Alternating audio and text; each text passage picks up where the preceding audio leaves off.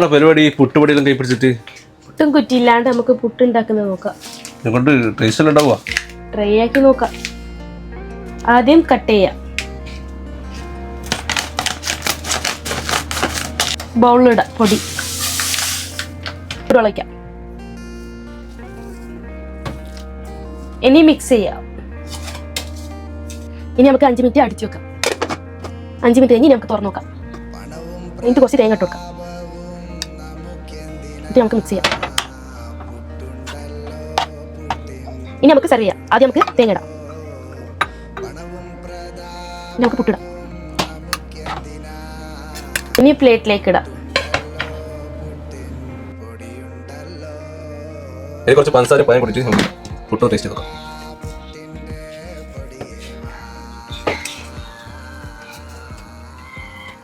Soft ആയിട്ടുണ്ട്, അത്യാവശ്യം taste ഉണ്ട്. 10 മിനിറ്റ്.